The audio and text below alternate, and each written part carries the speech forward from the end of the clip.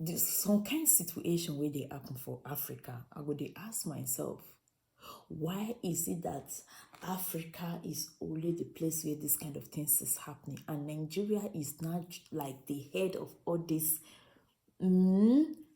kind of things, like the thing unclear. So for those of now we don't know about this minister we be say, they talk and say she not fit be minister because say she never do her NYC, know that she never serve. So at this time, this thing they cause a lot of problems. And they ask myself, what is the really big deal about it? Because you we are supposed to look into this before you give her all these places that she's occupying. How come that she's not this upgraded woman? You are not trying to bring her down. For those of you that have not seen this minister, please take a look and understand why I'm sounding this way. Because you need to analyze things before you go into it, when you are already inside. Into the Oyo State House of Assembly. I was coming direct from law school. Opponent who I defeated from NPN, he took me to court. This was in 1979? 1979. He took me to court, and the court threw out his case. He said the court should invalidate my victory because I didn't do national service. Even though you were a graduate? Even though I was just coming out of law school. And the court asked, where in the 1979 Constitution is there a provision that to contest election in terms of assembly or any other political post, you must have NYC discharge certificate? Well, interesting perspective, Rufai. I mean, interesting perspective, but this has always been in accordance with, what's in the law. The requirement has always been the same requirement. For a minister, the requirement has always been the requirement at which you will need to be able to get into the House of Reps. Yes, Federal House of Reps. And that does not require an NYC certificate. You all know that we've complained ad nauseum that the requirement is, very, very low.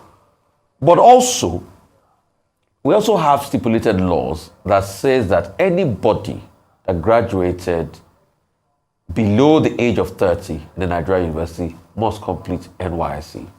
We also have a law that talks about the fact that any NYSC member must solely serve in the NYSC, not doing anything else. I don't know the full letter of the law, but I know there are laws around that place that says, that an NYSC member cannot take up another responsibility as at that point in time because you are there to be able to serve on your place of primary assignment. We also have many other laws that covers the NYSC. The case between Adebayo Shitu is different with what is happening to Anato Musawa. Anato Musawa is a serving corps member, and she's also a minister. And when this conundrum came out, it took the NYSC to confirm that she's a serving corps member. So it is a blight on this administration. And no matter how they try to wriggle their way back and forth around it. Yes, we know that the laws on ground. But the case here is different. She's holding two jobs. So I'd like to ask you, where's Anato Musawa's place of primary assignment? Who is doing the work as we speak? Initially, in her own defense, she claimed that she's had this conundrum for a while. As regards with the NYSC, that she claims she finished service. They say, oh, she did not finish service. Then she said, oh, even her certificate was burnt in the house. Then finally, she reached an agreement to do this NYSC service all over again. So as we speak today, she's a serving corps member. All right. Ajuaya. All right. As we speak today. And she's also serving as a minister. So if I need Anato Musawa at a place of primary assignment, and the president of the country also needs her, it brings about that moral conundrum. So as we speak today, is a case of a moral conundrum. All right, Doctor, before I take your comment, Barrister Adebayo Shitu, lawyer, politician, he served as Minister of Communication from 2015 to 2019. Now, based on what Rufai has said, what if she was redeployed from her primary place of assignment to serve? Is that a possibility? So that she's serving out the remaining term of her youth service working for the president? But that is not what has happened in this particular case. And I think in that sense, I would like to draw attention to this piece by Mr. Rieku, back page of The Guardian today, titled Musawa, No Third Way. And what is Mr. Rieku saying here? He gives us the facts of the case. That in fact, Anato Musawa was mobilized for the NYSC as far back as 2001 in Ebonyi State. She didn't complete it. Then maybe 2009 or so, she was now redeployed to Kaduna State to complete the service. She didn't complete it again. Then when she was proposed for membership of PENCOM, a political appointment also by the Buhari administration, the Senate refused to clear her on the grounds that she didn't have a NYSC discharge certificate. And then, of course, somewhere down the line, there was a story that, there was a fire accident and her certificate got burnt, and she had approached the NYSC to issue her a new one, a new certificate, a replacement certificate, having, according to the story, completed her NYSC of 2001 later in Kaduna State. And NYSC came back and said, well, they don't have any record of her having done the NYSC in either completing it in Ebonyi State or subsequently in Kaduna State. So she didn't get the PENCOM job, on the basis of which she now currently went and enrolled to be able to complete her NYSC. And we're told that cumulatively, before her appointment, she had done 8 months. NYSC is just 12 months, right? So a number of questions here. The three-way, the noted way that Mr. Ekpu is talking about, he says, it's either you have the certificate or you have an exemption certificate, okay? Because if you are over the age of 30, as at the time of graduation, you are entitled to an exemption certificate. But what the law says is that if you graduate before 30, you take part in it. And now, there's no third way. What it means is that you can't rationalize it in any other way. So, a number of questions. Who are the people who did the security screening for ministers before they were appointed?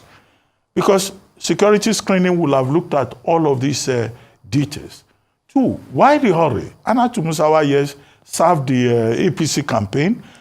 She was one of the spokespersons, and she did very well. So even if there was a need, to compensate her, couldn't the president have waited maybe just some 3-4 months to allow her to complete her NYSC, and then maybe by December, appoint her, give her the ministerial portfolio? What even Ramko says, NYSC is saying that according to the Enabling Act of the NYSC Act, core members, serving core members, which she is not required to go and take another job, whether it's a ministerial appointment or whatever, or international appointment, is completely beside the point. You can't hold down 2 positions at the same time. And the question should be asked, Ms. Musawa, has she been collecting ministerial salaries and enjoying ministerial perks, and also collecting allowances as NYSC person at the same time? As for Barrister Shitu, former Minister of Communications, well, he may have been able to get away with it. What he's saying, that you don't need NYSC certificate to seek an elected position, is right. But at the point he was made minister, that matter maybe was not raised. So he was lucky to escape. If anybody tries to appoint him again, he will be shocked that the matter will be brought up. As happened in the case of Mrs. Adeosun, former Minister of Finance, who in fact also had to resign, as a result of controversy over the NYSC discharge certificate. What is the whole idea of the NYSC? That people take out 1 year to serve their country. It's not voluntary. Once you are a graduate, you serve Nigeria. Now, if NYSC is good enough for all of us, it must be good for everybody who falls under the definition. This same NYSC was established before Anatu Musawa was born. She was born in 1974. People have been doing that, have been enrolling in that service. They've been, getting into it since 1973.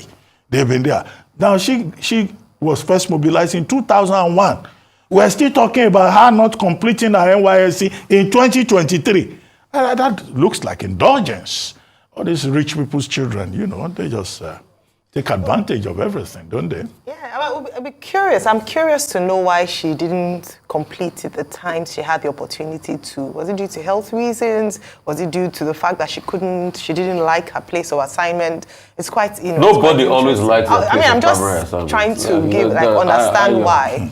Don't say that. We serve this country. Let's move on to our next story. There's outrage over the destruction of parts of the building and equipment of the African Independent Television, AIT, and Ray Power FM in Port Harcourt by the Rivers State Government.